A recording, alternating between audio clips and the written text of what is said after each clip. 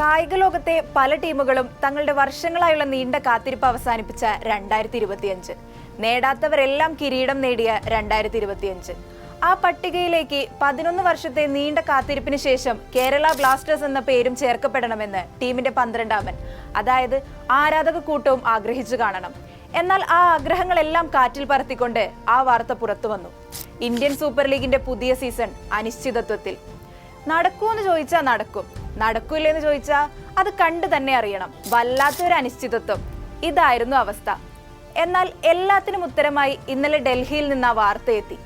ഇന്ത്യയിലെ പ്രധാന ലീഗായ Indian super ലീഗിന്റെ 12-ാം സീസൺ ഈ വർഷം തന്നെ ആരംഭിക്കും. ആശങ്കയോടെ ഇരുന്ന ആരാധകർക്ക് ആ വാർത്ത ഒരു ആശ്വാസം തന്നെയായിരുന്നു.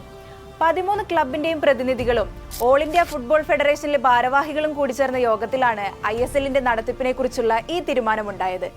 പക്ഷേ ഭരണഘടനയുമായി ബന്ധപ്പെട്ട കേസിൽ സുപ്രീം കോടതിയുടെ ഉത്തരവ് എന്ത് എന്നതിന്റെ അടിസ്ഥാനത്തിലായിരിക്കും ലീഗിന്റെ നടപടിക്രമങ്ങളിലേക്ക് AIF നീങ്ങുക.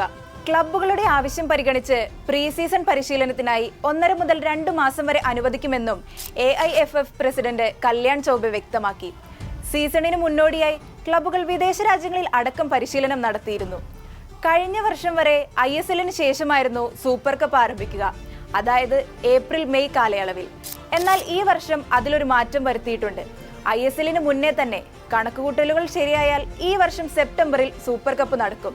അതായത് ISL ഇനിയും നീണ്ടുപോകുമെന്നർത്ഥം. ഈ വർഷം അവസാനത്തോടെ മാത്രമേ ലീഗ് തുടങ്ങാൻ സാധ്യതയുള്ളൂ.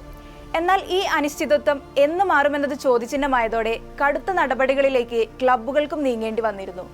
ഇന്ത്യൻ ഇതിഹാസം സുനിൽ ഛേത്രി അടക്കമുള്ള എല്ലാ താരങ്ങളുടെയും ശമ്പളം മരവിപ്പിച്ചുകൊണ്ട് ബംഗളൂരു FC പ്രസ്താവന ഇറക്കി. താരങ്ങളുടെയും മറ്റു ജീവനക്കാരുടെയും ശമ്പളം വെട്ടിക്കുറയ്ക്കുന്ന നടപടികളിലേക്ക് കേരള ബ്ലാസ്റ്റേഴ്സും നീങ്ങിയിരുന്നു. എന്നാൽ താരങ്ങളുടെ കരാർ ഉൾപ്പെടെയുള്ളവ താൽക്കാലികമായി മരവിപ്പിക്കാനാണ് ഒഡീഷ FC തീരുമാനിച്ചത്. ക്ലബിന്റെ പ്രവർത്തനങ്ങൾ തന്നെ താൽക്കാലികമായി നിർത്തിവെക്കാൻ ചെന്നൈയിൻ FCയും അറിയിച്ചു.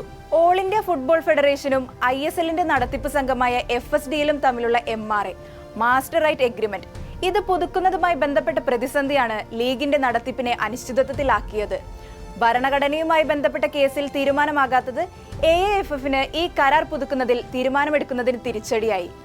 ISLന്റെയും ഇന്ത്യൻ ഫുട്ബോളിന്റെയും ഭാവി എന്താകുമെന്ന് കണ്ടു തന്നെ അറിയേണ്ടിയിരിക്കുന്നു.